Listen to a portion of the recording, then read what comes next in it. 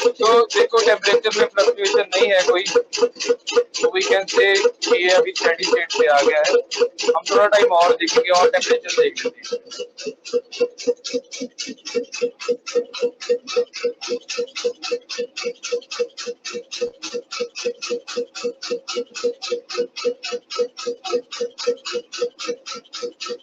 तो इसमें भी फ्लक्चुएशन नहीं है यहाँ पे।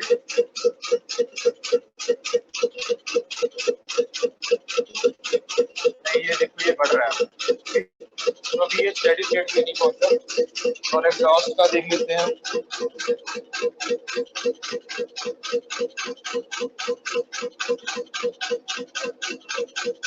एग्जॉस्ट का बढ़ रहा है अभी एग्जॉस्ट स्टेडी स्टेट पे नहीं आया, तो हम थोड़ा टाइम वेट करेंगे।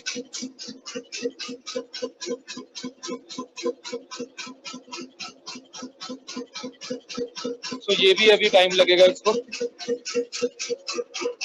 2-3 मिनट और वेट कर लें। सर वो T5 क्या था जो अभी आपने लास्ट में होल वाला था, वो एक बार फिर से दिखा दो। वो है बच्चे, उसकी वैल्यू चाहिए आपको? नहीं सर, मतलब वो क्या था, गैसेस थे ना सर, एक बार वो एक्सप्लेन वो कर जब दो। एग्जॉस्ट गैसेस इसमें से बाहर आएंगी कैलोरीमीटर ठंडी होगी। ठंडी हो क्या वो वाली? Okay okay. सर जो आप बता रहे थे कि वॉल्यूम फ्लो रेट से मास फ्लो रेट हम मल्टीप्लाई करेंगे फ्यूल का, वो लगा कहाँ पे हुआ है?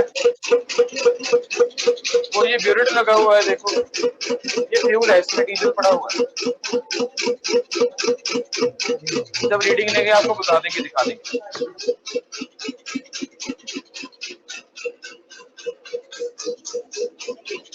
तो देखो फ्यूल की रीडिंग कैसे लेनी है। पहले मैं ये बंद कर दूंगा, ये बंद हो गया। अब ये खोल दिया मैंने, तो ये देखो अभी फ्यूल जो है ब्यूरेट से कंज्यूम हो रहा है। तो इसमें आप देख रहे हो कि फ्लक्चुएट कर रहा है काफी ज्यादा। वो इसलिए कि जब इंजेक्शन होती है तो पंप काफी सारा फ्यूल खींच लेता है। तो जब फ्यूल खींचता है एकदम से, तो एकदम से ये डिप आ जाता है इसमें ब्यूरेट में, और अगेन जब इंजेक्शन हो जाती है तो फिर वापस आ जाता है। तो ये थोड़ा सा टू एंड फ्रो मोशन है फ्यूल का।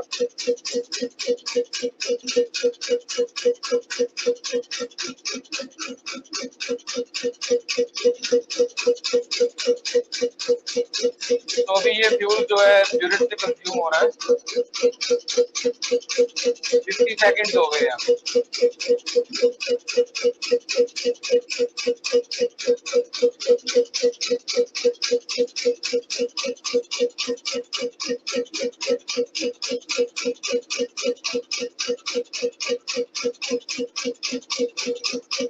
सर ये ऐसे ही हमेशा फ्लक्चुएट करेगा स्टेडी स्टेट पे भी? हाँ स्टेडी स्टेट ही है।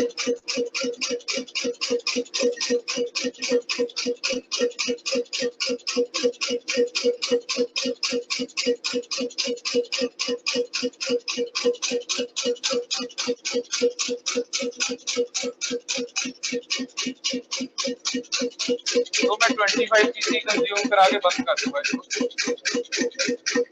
जब 25 पे आ गया तो मैं इसको बंद कर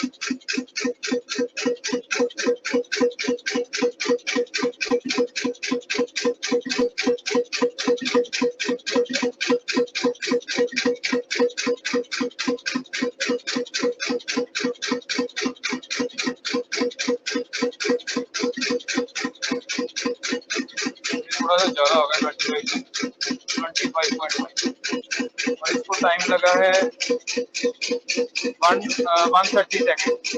ओके, तो 130 सेकेंड में 25 रफली 25.5 cc फ्यूल कंज्यूम हुआ है।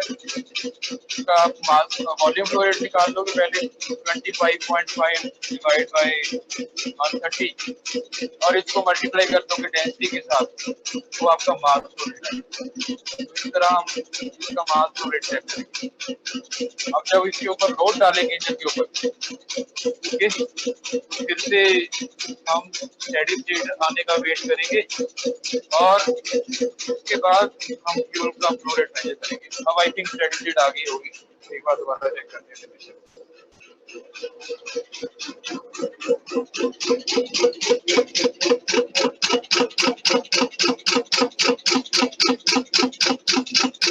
तो कूलिंग वाटर का टेम्परेचर है 30 इनलेट पे जब एंटर कर रहा है।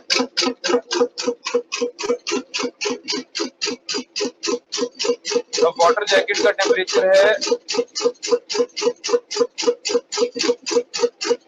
37.7, ओके, तो या 37.7 या 37.8 इससे ऊपर नहीं जा रहा, फाइन। तो ये 37.7 है एंड देन यहाँ पे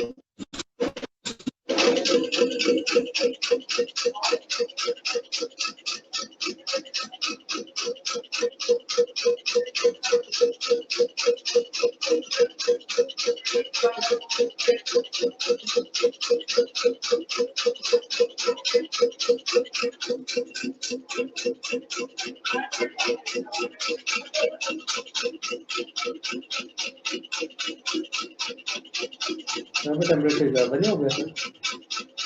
तो ये 36.9 है, ओके। तो कितना डिफरेंस आ गया 0.7 का, तो ये ठंडा हो गया पानी थोड़ा सा, क्योंकि ये वहां से पाइप से थ्रू यहाँ पे आ रहा है, तो ड्यू टू कन्वेक्शन कुछ हीट रेडिएट होगी, ओके, तो there will be some loss. तो अब यहाँ पे देख लेते हैं कितने पे आ रहा है बाहर। 37 पे अंदर गया था, 39 पे बाहर आ रहा है, तो 2 डिग्री टेम्परेचर राइज हो गया वाटर का इनसाइड फ्लोरीमीटर। एग्जॉस्ट गैस का देख लेते हैं।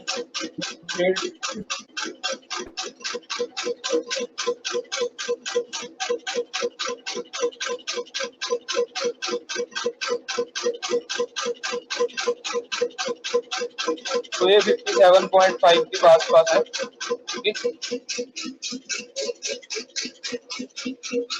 एंड यहाँ पे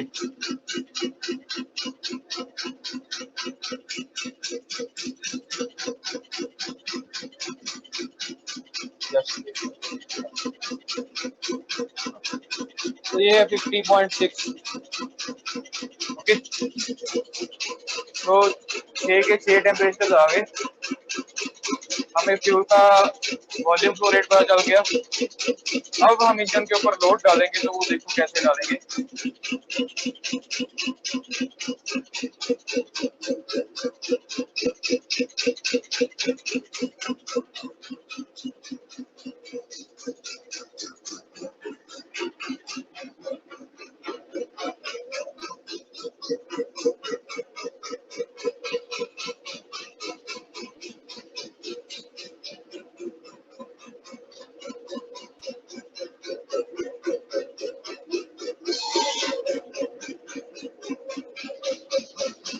ये बैंड को इसके ऊपर से घुमाएंगे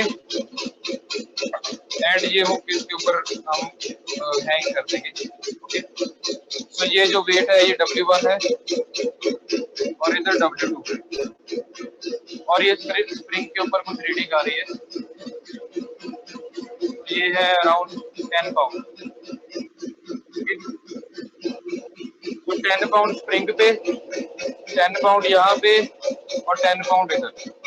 तो नेट लोड आप निकाल सकते हो कि कैसा है। 10 W1, 10 ही W2 सर और 10 ही स्प्रिंग पे। हाँ जी सर, ये जो स्प्रिंग फोर्स अब किस पे लग रहा है? हाँ? स्प्रिंग फोर्स किस पे लग रहा है?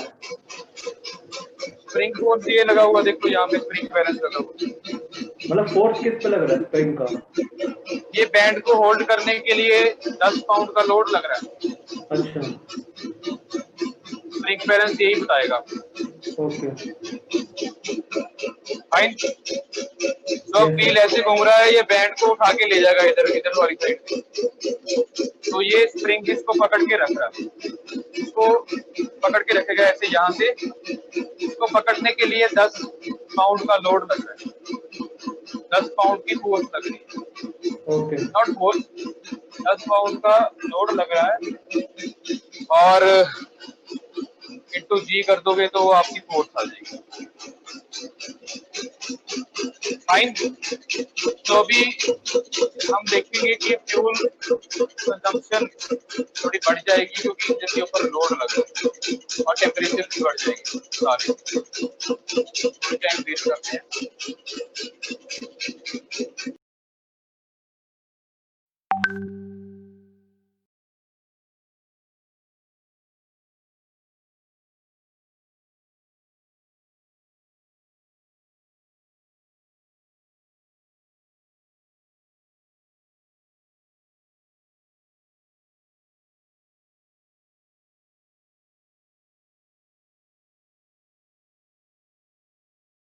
सर माइक म्यूट हो गया आपका। मैंने जान के किया है कि आपके कान मेरे कमरे लग जाएगा इंजन की आवाज। अगर इंजन की आवाज होती है तो मैं ऑन रखता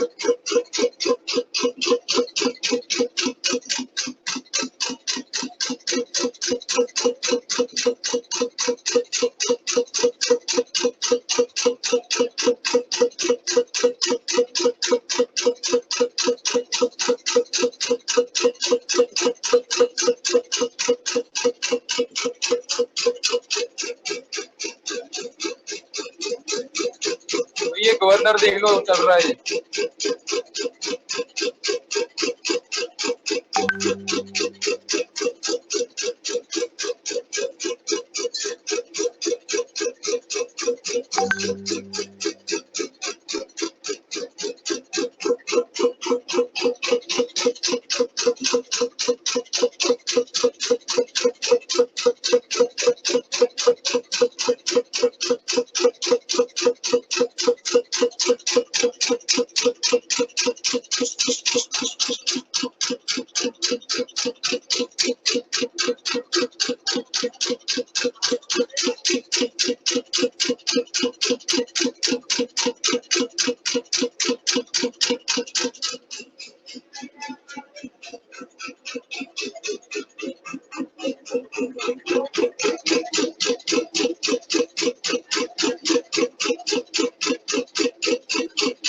तो ये वाटर जैकेट का पहले टेम्परेचर 37 था, अब ये 39.1।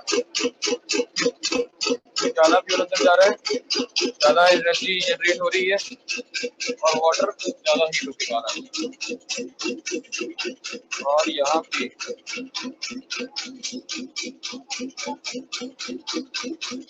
ये भी बढ़ गया, पहले 37 था, अब 37.6।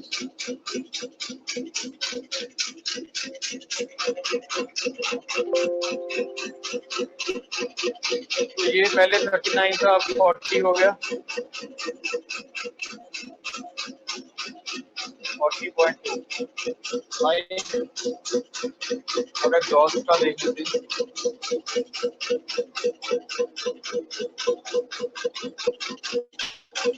तो पहले 57 था, अब ये 63.5 हो गया। और यहाँ पे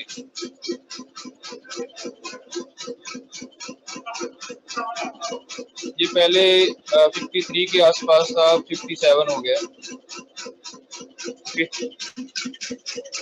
तो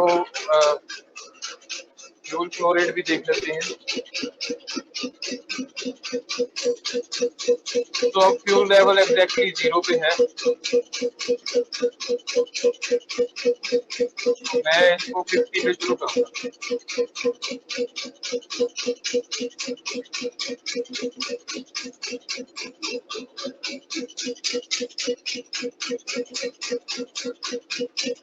तो ये 25 cc फ्यूल हम ज्यादा भी ले सकते हैं। No hard and fast.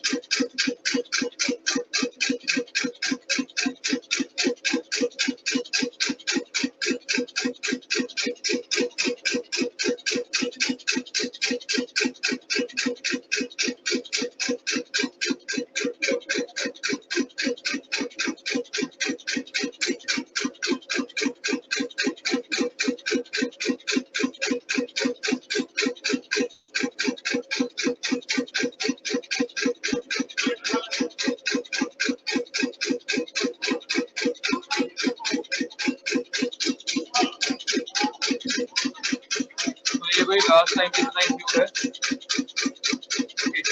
Time लगा है 1 मिनट और 90 सेकंड लगे हैं भाई इसको इस बार।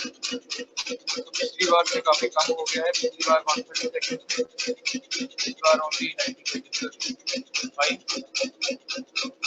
तो आपने देखा कि सेम क्वांटिटी ऑफ फ्यूल को अब टाइम कम लगा है, मीन्स वॉल्यूम फ्लो रेट बढ़ गया है। इससे हमें पता चलेगा कि मास फ्लो रेट। तो भाई अभी 2 ट्रायल्स हो गए हैं। अगर आप चाहते हो कि एक ट्रायल और ले, मतलब लोड ट्रायल लेने का मतलब क्या है, उसके ऊपर लोड बढ़ा देंगे तो ब्रेक लोड और बढ़ जाएगा। तो अगर आप चाहते हो कि एक ट्रायल और ले, हम कंफर्टेबल है। सर लोड बढ़ने की वजह से किस किस फैक्टर पे मतलब अफेक्ट होगा? वो आपने देखना है ना, हमने आपको रीडिंग दे दी, वही तो आपने एनालिसिस करना है। ठीक है सर। तो मैं ये कह रहा था कि अगर एक लोड और बढ़ाना है तो हम बढ़ा देते हैं, अगर नहीं आपको क्लियर है तो एक और चीज भी है देखने वाली, बॉयलर। सर क्लियर है सर ये वाला। LMS पे वीडियो डाली थी, उस पर मैं लाइव भी दिखा देता हूँ। यस एवरीवन, सर क्लियर है। सर आपने जो LMS Clear है में सर। इंजन की स्पेसिफिकेशन डाली थी उसमें इंजन पावर 11 हॉर्स पावर बताई थी, सर वो कौन सी पावर होती है? वो ब्रेक पावर होगी, मैक्सिमम ब्रेक पावर जी 11 हॉर्स पावर जनरेट। तो पर हमारी कैलकुलेशन में तो काफी डिफरेंस आ रहा था उससे। तो कितना आ रहा है आपके केस में, कितनी ब्रेक पावर आ रही है?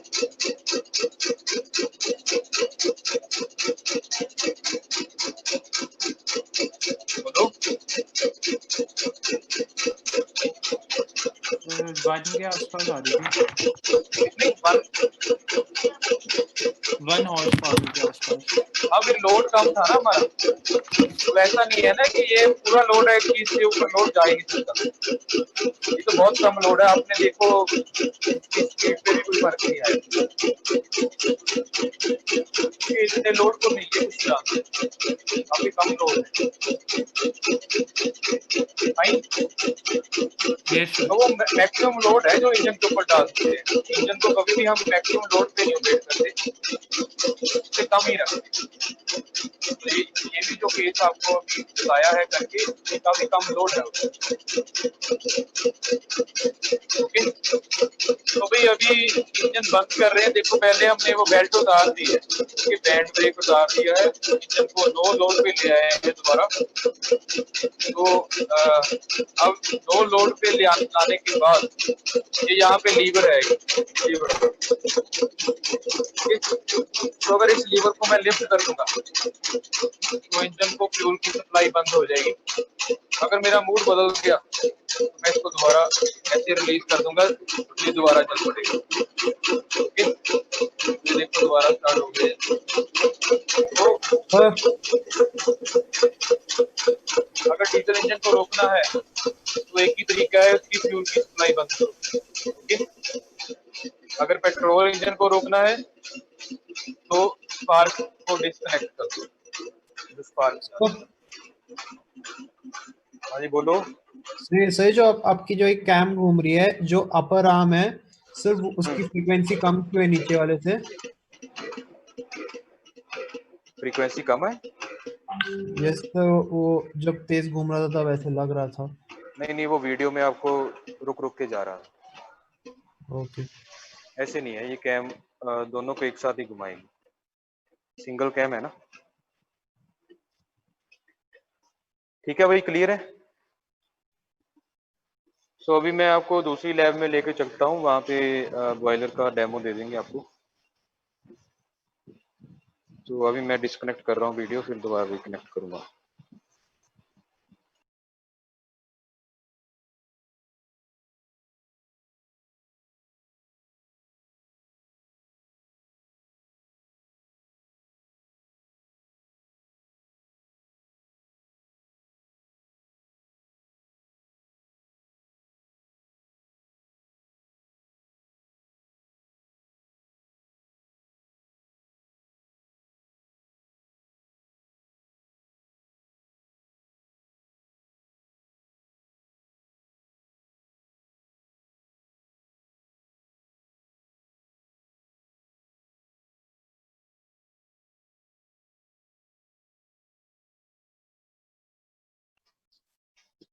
So now, right now I am in the laboratory for bulk solids.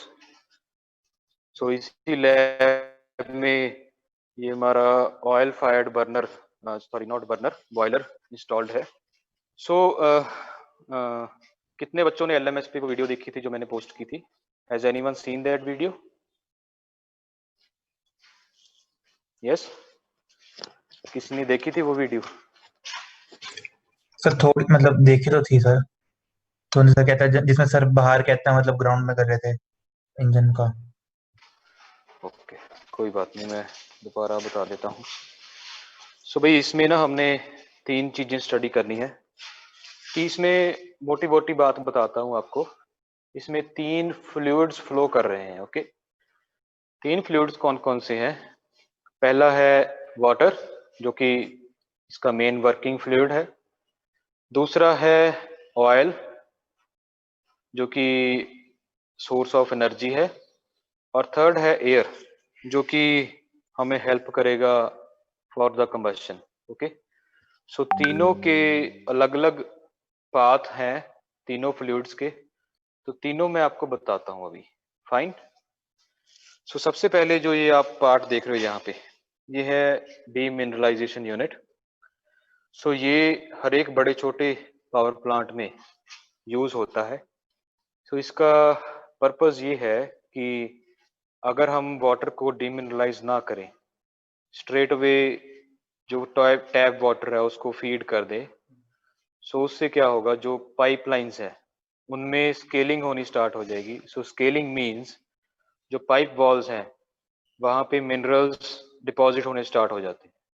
सो आपने भी देखा होगा घर में, अगर आपने maybe I don't know, पर मैंने देखा हुआ है घर में पुराने टाइम में गीजर वगैरह नहीं होते थे, तो हम एक बर्तन में नहाने का पानी गर्म करते थे।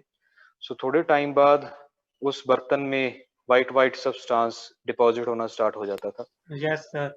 तो वही एग्जैक्टली चीज पाइपलाइंस में होती है जब हम टैप वाटर सप्लाई करते हैं।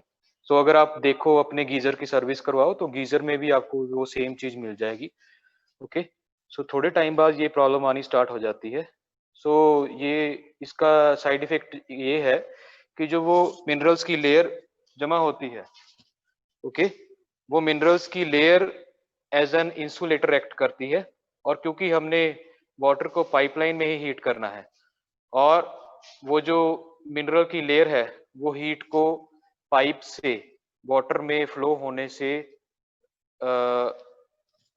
रिस्ट्रिक्ट करती है। ओके, इन अदर वे कि वो एक इंसुलेटर की तरह काम करती है, जिससे कि बॉयलर की एफिशिएंसी काफी ज्यादा रिड्यूस हो जाती है। ओके, सो उस पर्पस के लिए ये डीमिनरलाइजेशन बहुत ज्यादा इंपॉर्टेंट है। ओके, सो अगर आपने शॉर्ट इंफॉर्मेशन के लिए आप ये समझ लो जैसे हमारे घर में आरओ लगा होता है, इसकी वर्किंग भी एग्जैक्टली वैसी ही है। सर ये हीट सुपर हीट करता है कि बस थोड़ा सा हीट ही करेगा?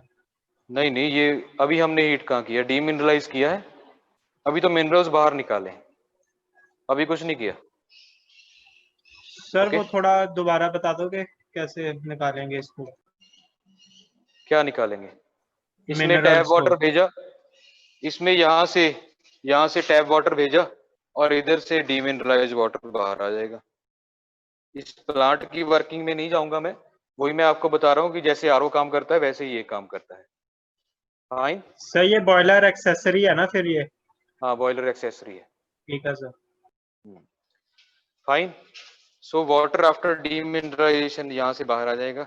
ओके, सो ये पाइप नीचे से हम उधर से स्टडी करेंगे, मैं उधर से दिखाता हूँ आपको।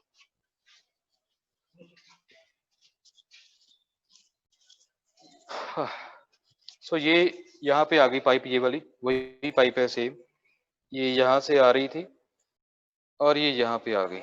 अब ये जो पाइप है it is connected to this overhead storage, यहाँ पे वाटर स्टोर किया जाता है और फिर ये वाटर यहाँ से बाहर निकाल लेते हैं। ओके, सो बॉयलर्स में भी एक ऐसा स्टोरेज होता है।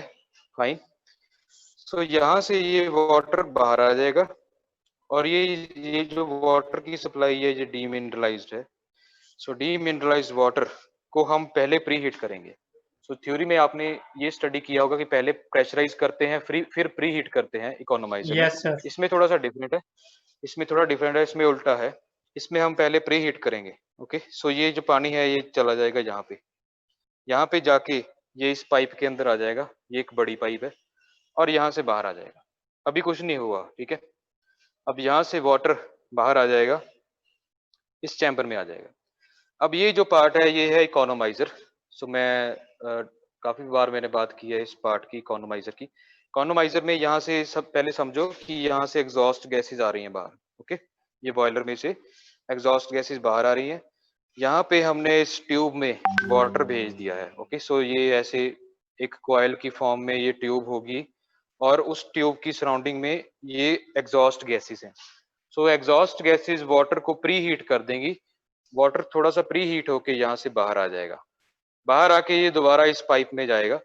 अब यहाँ पे दो पाइप्स इंस्टॉल्ड है कंसेंट्रिक, एक तो आपको ये दिख रही है बाहर वाली, फाइन, दूसरी Yes, ये sir. है, ये जो पाइप है ये थ्रू आउट पाइप है, नीचे से निकल आएगी ये एज इट इज। ओके, सो इस पाइप में गर्म पानी होगा। कहाँ से क्यों गर्म होगा? क्योंकि हमने इकोनोमाइजर में उसको प्री हीट किया है। सो ये जो गर्म पानी है, ये जो इनकमिंग पानी था यहाँ से, ये इनकमिंग पानी है सराउंडिंग में, इसके अंदर पाइप है जिसमें गर्म पानी है। ओके, सो ये इनकमिंग पानी को भी थोड़ा सा और प्री हीट कर देगी ताकि इकोनोमाइजर में ज्यादा हीट एब्जॉर्ब कर ले। फाइन, सो वो वाटर वहां से बाहर आ जाएगा। ओके, यहाँ पे इस पॉइंट पे हमने एक फीड पंप कनेक्ट किया हुआ है जो कि मेन पंप है प्रेशर राइज करने के लिए। सो इकोनोमाइजर में कोई डाउट है आपको? एग्जॉस्ट गैसेस कैसे आएंगी वो मैं बाद में बताऊंगा। इकोनोमाइजर से पहले प्री हीट होके वाटर आ रहा है, वो टॉप वाली पाइप से आ रहा है ना? नहीं, ये पानी इकोनोमाइजर में हीट होके आएगा। ओके,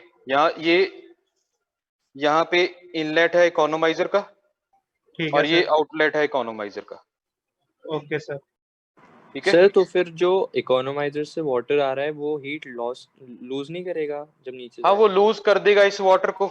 सपोज ये वाटर पहले जब हमने जस्ट स्टार्ट किया है तो ये वाटर सपोज 30 पे गया था, 32 पे बाहर आ गया। ओके, अब ये वाटर 32 वाला 30 को हीट लूज कर देगा, उसका टेम्परेचर बढ़ा देगा, से 31 कर दिया। अब इकोनोमाइजर में तो उतनी हीट मिलेगी ना।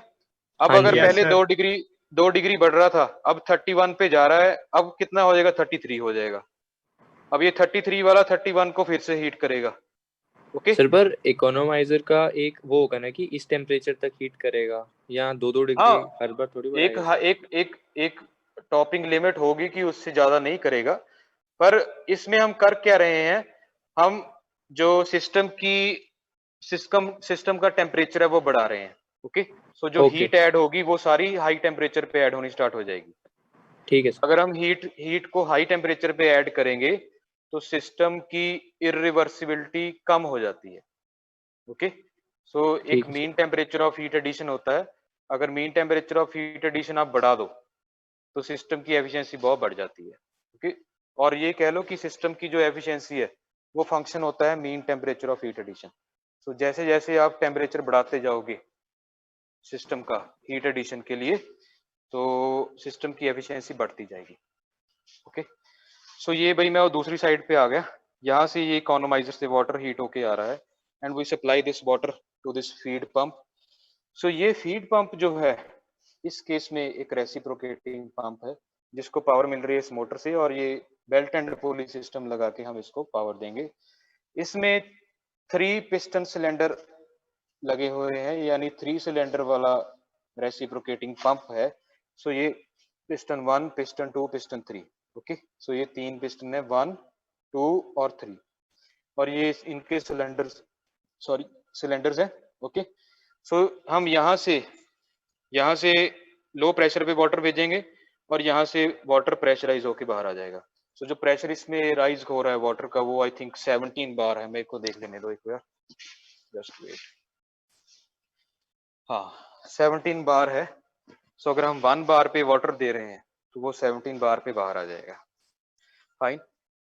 सो अब ये पाइप से वाटर आ गया प्रेशर, हाई प्रेशर पे, और ये बॉयलर के अंदर चला जाएगा यहाँ से। अब एक और पाइप है हमारे पास, ये वाली यहाँ पे। सो ये बाईपास लाइन है। इन केस हमें आगे कोई रिस्ट्रिक्शन आ गई, फ्लो नहीं हो रहा वाटर का, पंप एज इट इज काम करता रहेगा। सो कोई खराबी ना हो पंप में, we will open this valve. Okay, so ये पानी एज इट इज ड्रेन हो जाएगा, बॉयलर के अंदर नहीं जाएगा। So this is for safety purpose, bypass line है ये। फाइन। सो चलो हमने यहाँ पे वाटर भेज दिया अंदर। अब बॉयलर के अंदर ये पाइप एज इट इज चली जाएगी। ओके, एंड इस पाइप की सराउंडिंग में हॉट एग्जॉस्ट गैसेस होंगी जो कि वाटर को हीट करेंगी and ultimately they will convert it into steam. So इस बॉयलर में स्टीम ड्रम नहीं है। सो जो वेपराइजेशन हो रही है वो एज इट इज पाइप में ही हो रही है, पर जो बड़े बॉयलर्स होते हैं उनमें स्टीम ड्रम होता है क्योंकि वेपोरेशन स्टीम ड्रम में ही होती है वहां पे। सो यहाँ से स्टीम बन के बाहर आ जाएगी। फाइन। सो ये जो है ये मेन वॉल्व है स्टीम की सप्लाई कंट्रोल करने के लिए।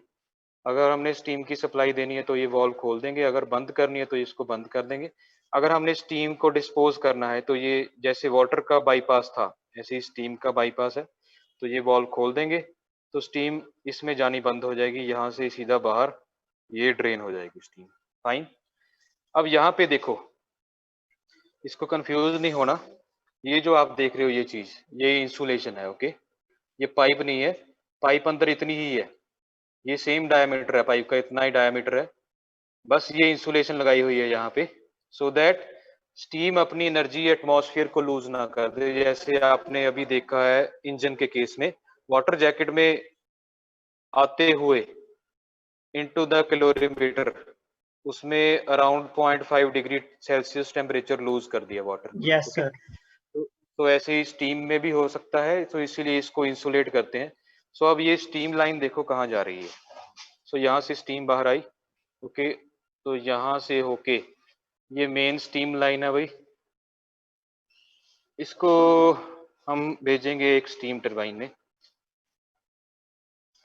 सो यहाँ पे ये स्टीम हमने दोबारा ले आए। सो देखो यहाँ पे भी वही सेम चीज है। सो ये इंसुलेटेड पाइप है सारी, यहाँ पे ये स्टीम आ जाएगी एक स्टीम टरबाइन में। सो ये उस टरबाइन की केसिंग है। अब यहाँ पे 2 नोजल्स लगी हुई हैं, nozzle 1 and nozzle 2। So depending upon the load हम इन नोजल्स में से स्टीम का फ्लो रेट कंट्रोल कर सकते हैं। ओके, सो बिल्कुल वैसे ही है जैसे हम इंजन पे देखते हैं, इंजन के ऊपर जैसे लोड डालते हैं इस पे भी वैसे ही लोड डालते हैं, पर ये लोड का नेचर थोड़ा चेंज है। अब मैं दिखाता हूँ कि क्या हो रहा है इसमें। सो ये जो टरबाइन है,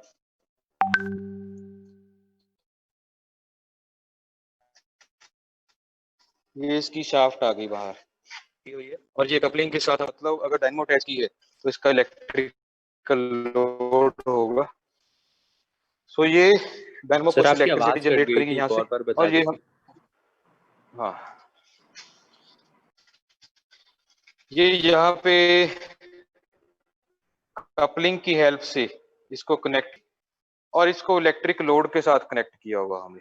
ओके, सो जो मैक्सिमम लोड है, इलेक्ट्रिक लोड इसके ऊपर, वो है 1.6 किलोवाट। सो वो कैसे देखो मैं दिखाता हूँ। सो ये हमने 200 वाट के बल्ब लगाए हुए हैं। सो ये 8 बल्ब्स हैं। ओके, यहाँ पे सो 0.2 into 8 1.6 किलोवाट। सो 1.6 किलोवाट लोड हम मैक्सिमम डाल सकते हैं इस डायनेमो पे, और वो लोड रिफ्लेक्ट होगा टरबाइन की शाफ्ट पे। फाइन। तो यहाँ पे 2 नोजल लगेंगे, 1 and 2। तो हम पहले लोड डालेंगे टरबाइन के ऊपर, तो टरबाइन की स्पीड स्लो हो जाएगी, पर हमने एक ऑपरेशनल स्पीड 1200 आरपीएम से नीचे नहीं जानी चाहिए। सो अगर हम लोड बढ़ाते जाएंगे तो टरबाइन की स्पीड स्लो होती जाएगी। सो जैसे इंजन को लोड बढ़ने पे ज्यादा फ्यूल चाहिए होता है, तो ऐसे ही टरबाइन को भी लोड बढ़ने पे ज्यादा स्टीम चाहिए होती है, तो वो हम स्टीम इसको यहाँ से वॉल्व खोल के दे देंगे। So it is a hit and trial. ऐसा नहीं है कि इतना वॉल्व खोलेंगे तो इतने आरपीएम आ जाएंगे, वो सारा कुछ इन सीटू होता है, मतलब साइमल्टेनियसली। हमें जब ये चल रहा होता है तब करके देखना पड़ता है कि अगर इतना वॉल्व खोलेंगे तो कितने आरपीएम आ रहे हैं, कितना लोड है टरबाइन पे। ओके, सो सारा वो सारा इंस्टेंटेनियस होता है जब एक्सपेरिमेंट हो रहा होता है, या जब ये सिस्टम चल रहा होता है, तो उसी टाइम पे ही फ्लो रेट सारा कुछ सेट होता है। फाइन। सो ये बात होगी लोड की और स्टीम सप्लाई की। सो स्टीम यहाँ पे इस टरबाइन में अपनी एंथैल्पी लूज करेगी, या वो स्टीम एक्सपैंड हो जाएगी। एक्सपैंड होना मतलब उसका प्रेशर डिक्रीज हो जाएगा, जो कि आप अभी तक देखते ही आ रहे हो। यहाँ से स्टीम कंडेंस होके बाहर आ जाएगी। ओके, नॉट एग्जैक्टली कंडेंस नहीं होगी, सॉरी, बेग योर पार्डन। सो यहाँ से स्टीम एक्सपैंड होके आएगी, वो अभी भी वेपर स्टेट में होगी। अब हमें उसको कंडेंस करना है। सो हम स्टीम को यहाँ से इधर ले आएंगे इन अ कंडेंसर ओवर हेयर। सो ये जो आप देख रहे हो, ये कंडेंसर है बहुत बड़ा। सो इस कंडेंसर में अगर आपको कोई फ्लूइड ठंडा करना है, तो आपके पास एक और फ्लूइड भी होना चाहिए जो कि वो हीट एब्जॉर्ब करेगा। सो वो जो दूसरा फ्लूइड है वो यहाँ से एंटर होगा, विच इज अगेन वाटर, क्योंकि वाटर कॉमनली अवेलेबल है तो हम वाटर यूज करेंगे।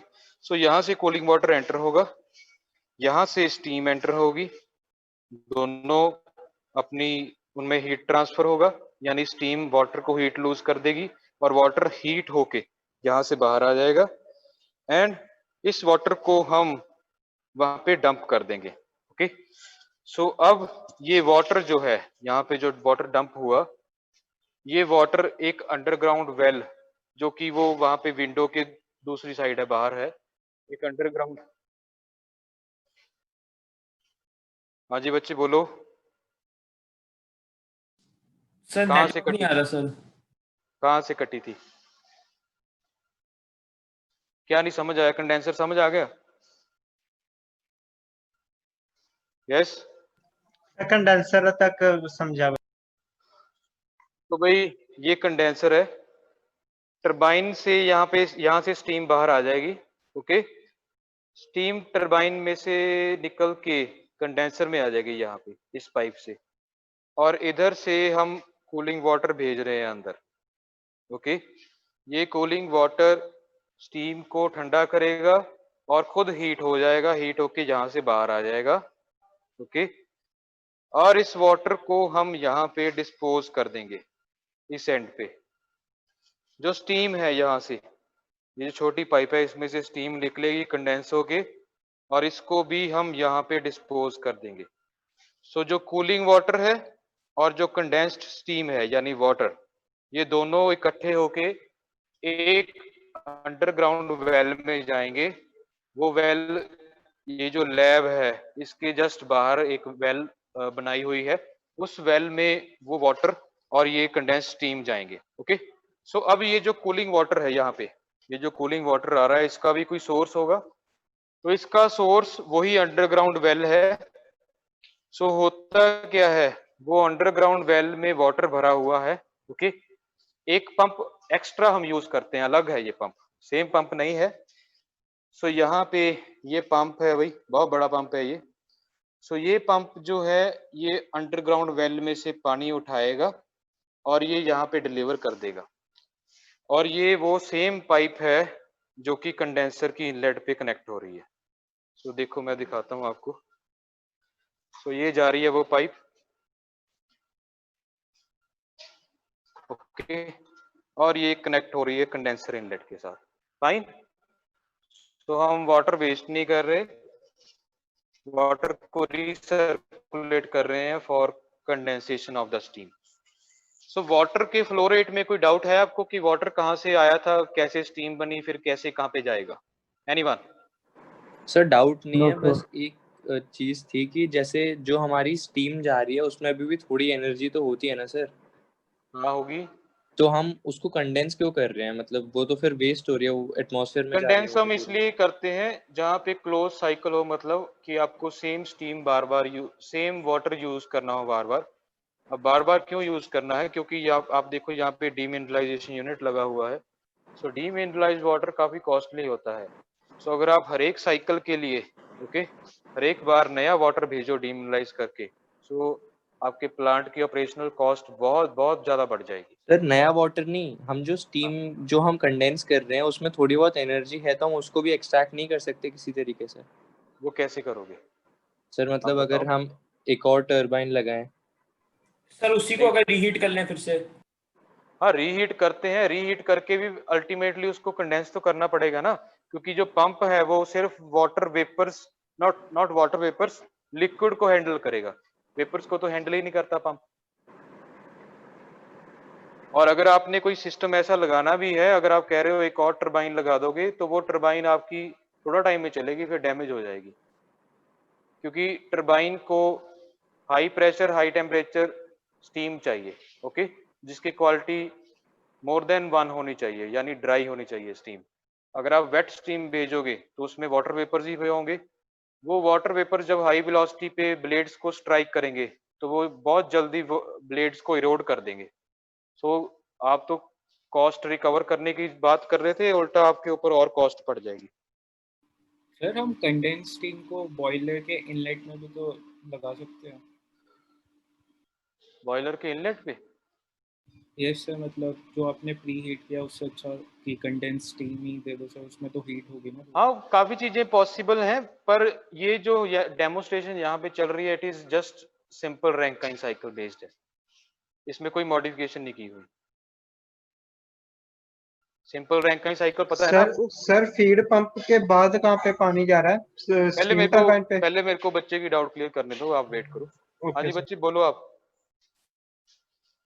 सिंपल रैंकाइन साइकिल में पहले हम वाटर को प्रेशराइज करते हैं, ओके, देन उसको हीटिंग करना स्टार्ट कर देते हैं, देन एक टरबाइन आती है, टरबाइन में से एक्सपैंड होने के बाद फिर उसको अल्टीमेटली कंडेंसर में भेज देते हैं टू कंडेंस इट।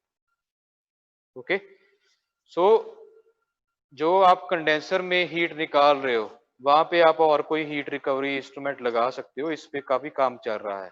ओके, पर यहाँ पे नहीं दिया हुआ, क्योंकि ये जो सेटअप है ये बेसिकली आपकी डेमोन्स्ट्रेशन के लिए है, क्योंकि कई चीजें ऐसी होती हैं वो प्रैक्टिकली देख के समझ आती हैं ज्यादा।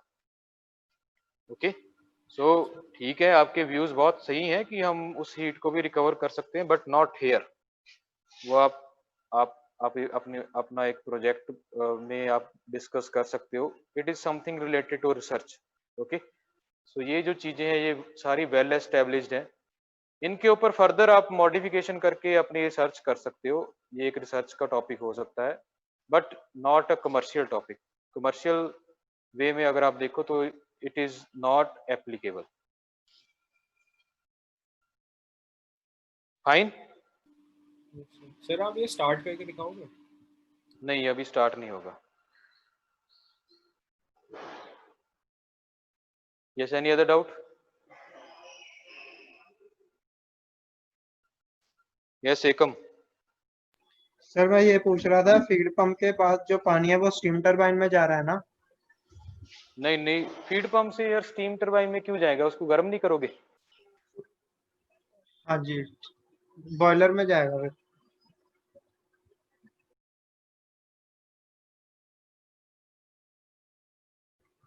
सर माइक म्यूट हो गया आपका।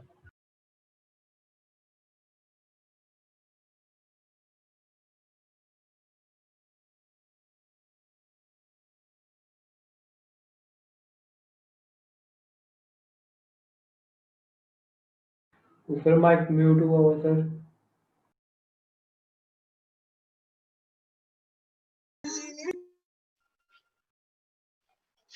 Yes please repeat, I am unable to hear you.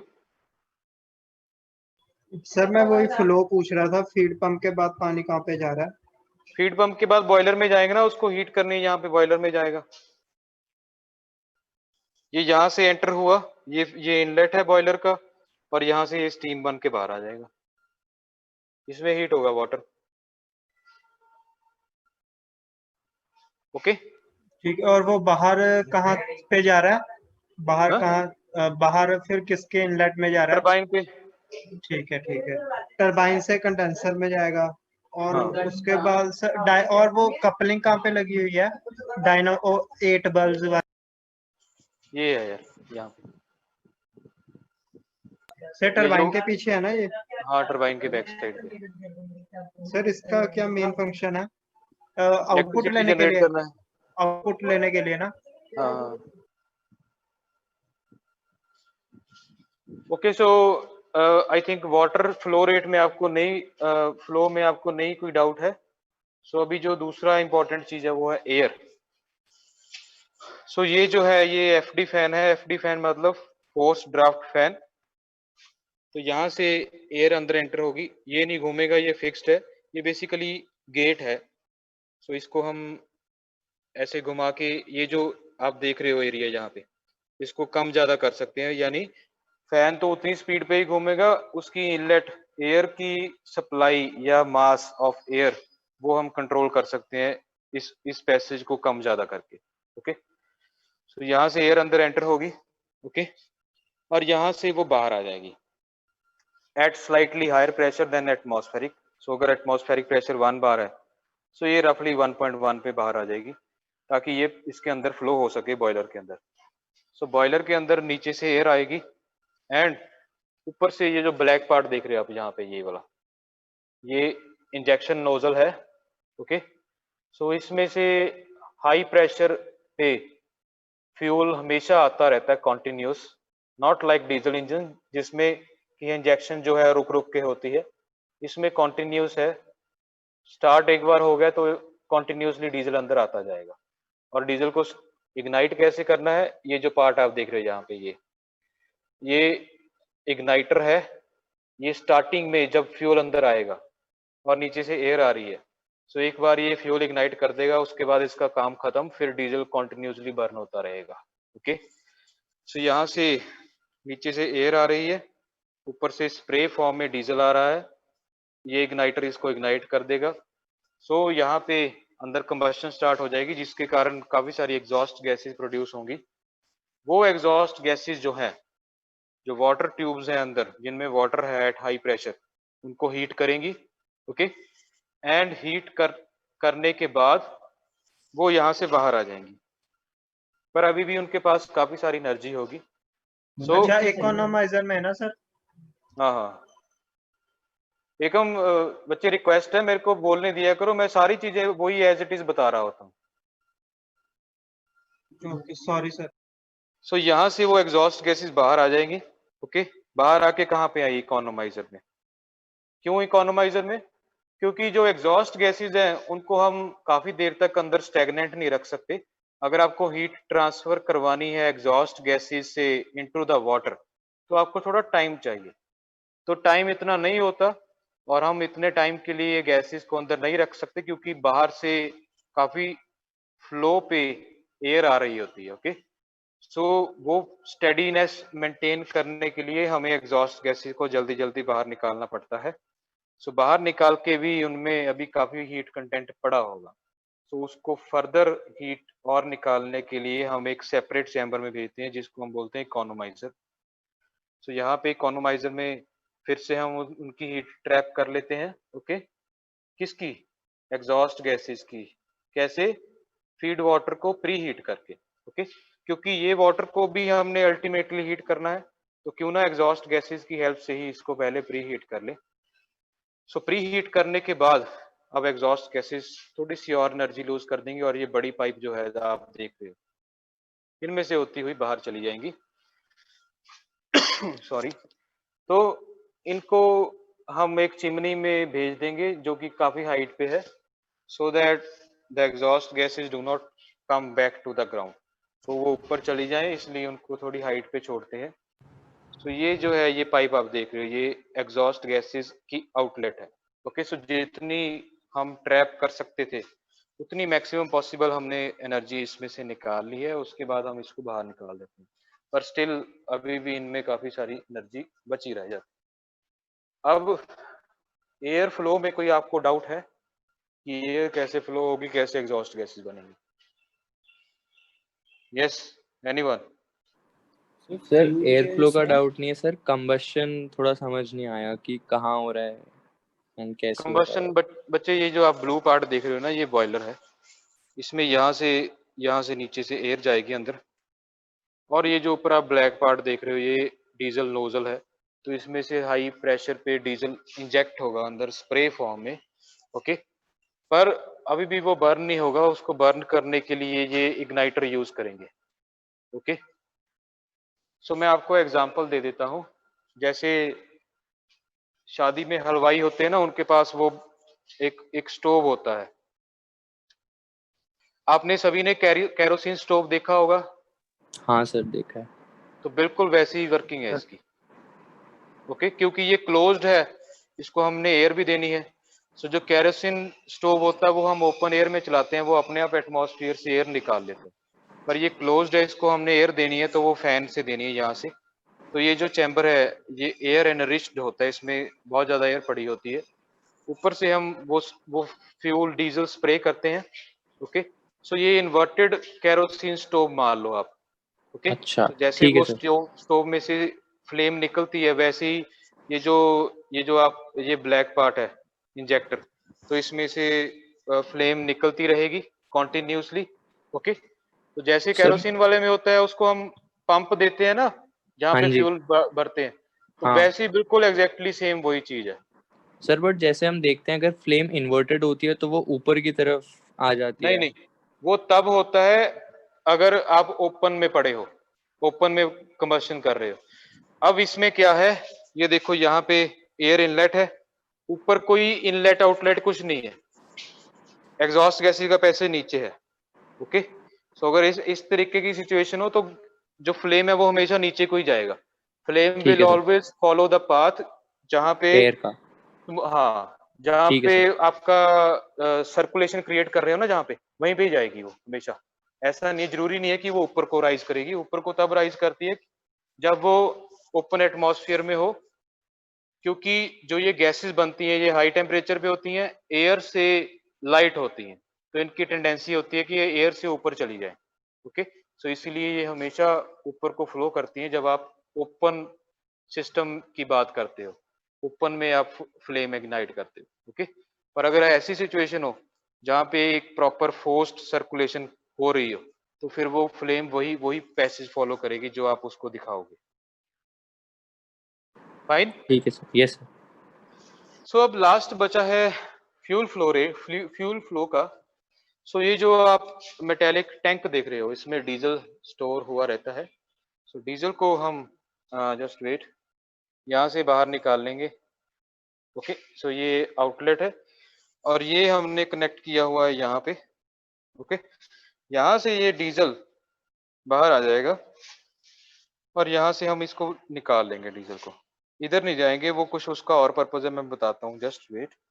सो ये जो फ्लेक्सिबल पाइप है यहाँ पे, it is first connected to fuel filter. So अब आपने इतनी चीजें देख ली, एक चीज तो आपको क्लियर हो गई होगी कि जहाँ पे भी हम फ्यूल यूज करते हैं, लिक्विड फ्यूल, उससे पहले एक फिल्टर जरूर यूज करते हैं। ओके, तो वो इसलिए क्योंकि फ्यूल को फिल्टर करना जरूरी है। ये सारी जो इंस्ट्रूमेंट्स हैं, जैसे नोजल होगी या फ्यूल इंजेक्टर हो गया, ये सारी सोफिस्टिकेटेड डिवाइसेस होती हैं, इनकी मेंटेनेंस बहुत ज़्यादा महंगी पड़ जाती है। फिल्टर करना बहुत इजी है। ओके, सो अगर आप फिल्टर कर लोगे so you will not be in a problem, पर अगर फिल्टर नहीं करोगे तो आपकी मेंटेनेंस कॉस्ट बहुत बढ़ जाएगी। ओके, सो ये फिल्टर है, फिल्टर होके फ्यूल यहाँ से बाहर आ जाएगा। बाहर कहाँ पे आएगा? ये फ्यूल इंजेक्शन पंप है छोटा सा, इसको भी ड्राइव मिल रही है एक और मोटर से। सो ये इसकी मोटर, इसकी नॉट मोटर की, पंप की शाफ्ट है।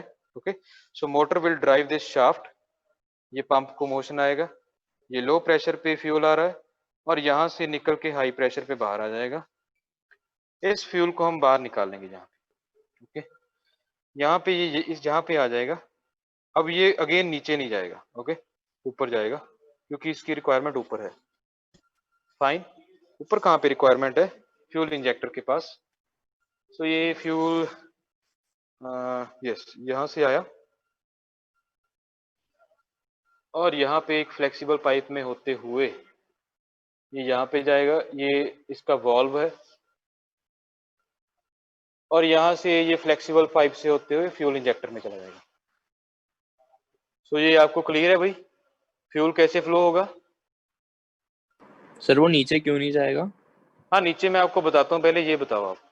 हाँ सर, ये क्लियर है। ओके, सो सपोज ये जो मेन लाइन है ये वाली, इसमें कोई दिक्कत आ गई या ये चोक हो गई या इंजेक्टर आपका चोक हो गया, सो पंप को नहीं पता कि चोक हो गया, पंप फिर भी पंप करता रहेगा।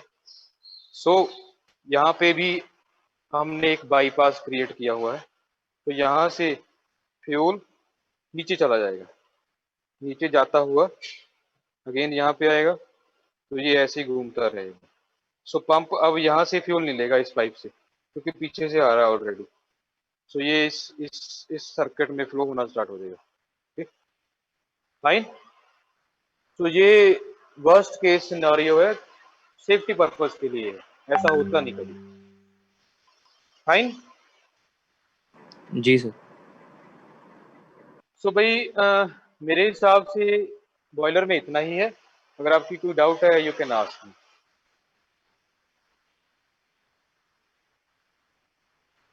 सर एक बाईपास इधर आपने फ्यूल फ्लो में बताया, एक पहले भी बताया था ना टरबाइन, उसमें क्या कहते हैं, फीड वाटर में, फीड पंप से पहले, हाँ बॉयलर से पहले। सर वो वाला भी मतलब समझा दो क्या करेगा वो, मतलब किस कार या किस रीजन से वो बाईपास काम में आ सकता है सेफ्टी पर्पस के लिए? ये यहाँ पे है। ओके, तो अगर बॉयलर में जो मेन स्टीम लाइन है वो चोक हो गई किसी रीजन के कारण, ओके, सो पंप अभी भी पीछे से वाटर भेजता रहेगा, तो हम यहाँ से ये वाला वाल्व खोल देंगे, ये वाला, सो ये वाटर यहाँ से बाहर आ जाएगा। Okay, okay sir. So any other doubt in the boiler?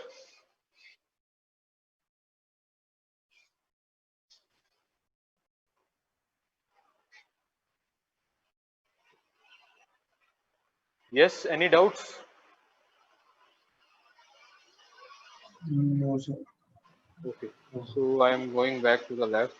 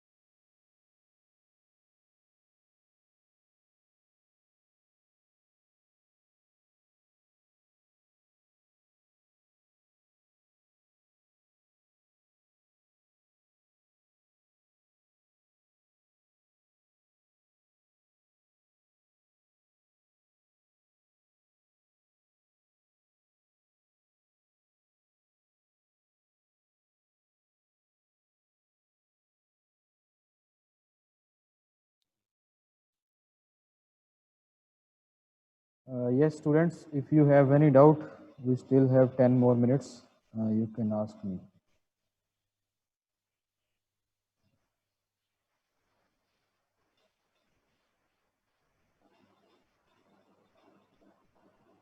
Gautam sir.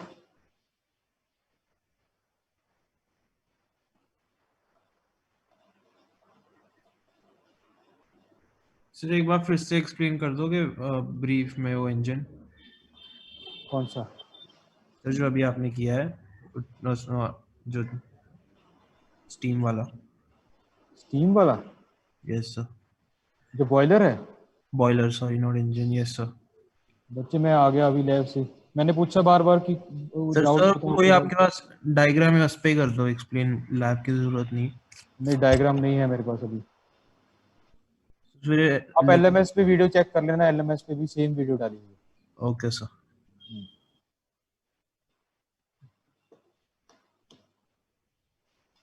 हाँ जी बच्चे, आई थिंक हमारे पास अभी कुछ टाइम है। You can ask your doubt related to the tutorial. Tutorial में बताओ क्या गवर्नर में डाउट था। किसमें सर गवर्नर में। गवर्नर में? Yes sir. सर जैसे गवर्नर आप इंजन की स्पीड बढ़ाने के लिए यूज करते हो ना, तो आप सर ना स्पीड बढ़ाने के लिए नहीं, स्पीड सेम रखने के लिए, कांस्टेंट स्पीड रखने के लिए। मतलब अगर लो हो जाती है तो बढ़ाने के लिए। हाँ, अगर लो तब होगी जब आप इंजन के ऊपर लोड डालोगे। तो सर आप सिर्फ उसमें ऑयल सप्लाई करते हो, मतलब फ्यूल, पर सर कंबस्शन के लिए तो एयर भी तो चाहिए होती है। वो डीजल इंजन जो हैं ये हमेशा लीन मिक्सचर पे ऑपरेट होते हैं। सो अगर सपोज डीजल इंजन को 1 kg एयर चाहिए तो इसमें ऑलरेडी बहुत ज़्यादा एयर सप्लाई होती है। सो मैक्सिमम जो जितना इसके अंदर फ्यूल बर्न हो सकता है उसके हिसाब से इसके अंदर एयर सप्लाई की जाती है। ऐसा नहीं है कि अगर आप सपोज नो लोड पे जितना फ्यूल चल रहा है उतनी एयर जाएगी, उतनी नहीं जाएगी, उससे बहुत ज़्यादा जाएगी। सो एयर हमेशा एम्पल अमाउंट में अवेलेबल होती है डीजल इंजन के पास, क्योंकि ये अंडरस्टूड है कि आप डीजल इंजन में फ्यूल सप्लाई कंट्रोल कर सकते हो, but you can not control the air supply. तो एयर सप्लाई डिज़ाइन पैरामीटर है, जैसा डिज़ाइन है इंजन का वैसे ही उसके अंदर एयर जाएगी। ओके, तो जो डीजल इंजन है उनको पहले ही स्टार्टिंग में ही सर जो डीजल इंजन नॉर्मल कार्स में होते हैं उसमें एक्सेलरेट करने के लिए ऑयल ज़्यादा। वो कार वाले इंजन थोड़े डिफरेंट होते हैं। ओके, कार में आपके पास टर्बो चार्जर भी होगा, सुपर चार्जर भी हो सकता है, दोनों में से एक चीज़ होगी, not both, either turbo charger और सुपर चार्जर। सो टर्बो चार्जर या सुपर चार्जर वो फ्यूल के साथ भी कोरिलेशन होता है, क्योंकि ये सारे इलेक्ट्रॉनिक इंजन हैं जो आजकल कार्स में आ रहे हैं। ओके, सो कार वाले इंजन और ये इंजन्स, इनमें आप कंपैरिजन नहीं कर सकते। ये सारे जो हैं ये सिंपल मैकेनिज्म पे बेस्ड हैं। वो इंजन्स एडवांस्ड इंजन हैं, इलेक्ट्रॉनिक्स भी इन्वॉल्व है उसमें कुछ ना कुछ। सो ECU जो है उनमें, सो ECU का बहुत बड़ा रोल है। सो हमारे पास भी 2 इंजन्स हैं जिनमें ECU यूज होती है। मे बी आफ्टर MST आपको वो भी दिखाएंगे। सर जो डीजल इंजन में स्पीड बढ़ाने के लिए रेस लीवर यूज होता है वो फ्यूल सप्लाई कंट्रोल करता है, मतलब वो फ्यूल सप्लाई भी कंट्रोल करता है और कहीं कहीं पे एयर सप्लाई भी कंट्रोल करेगा। तो वो कैसे होगी मैं बताता हूँ। सपोज आपने थ्रॉटल दबाया और फ्यूल अंदर जाने लग गया, तो ज़्यादा फ्यूल जाने से ज़्यादा एग्जॉस्ट गैसेस बनेगी। ज़्यादा एग्जॉस्ट गैसेस, अगर आपके कार में टर्बो चार्जर लगा हुआ है तो ज़्यादा एग्जॉस्ट गैसेस ज़्यादा मोशन देंगी, टरबाइन को ज़्यादा तेज़ी से घुमाएंगी, और उस टरबाइन की शाफ्ट पे एक कंप्रेसर माउंट होता है। सो वो कंप्रेसर ज़्यादा एयर अंदर भेजेगा। ओके, सो ये सारी चीज़ें आपस में इंटरलिंक्ड होती हैं। अगर एक चीज़ भी आप पैरामीटर वेरी करोगे, बाकी सारी चीज़ें ऑटोमेटिकली उनके साथ वेरी होनी स्टार्ट हो जाएंगी। ओके, सो ऐसा नहीं है। हाँ, इनमें हो सकता है कि अगर आप इसी इंजन में करो तो नो डाउट सिर्फ फ्यूल ही ज़्यादा जाएगा, एयर नहीं ज़्यादा जाएगी, एयर उतनी ही जाएगी।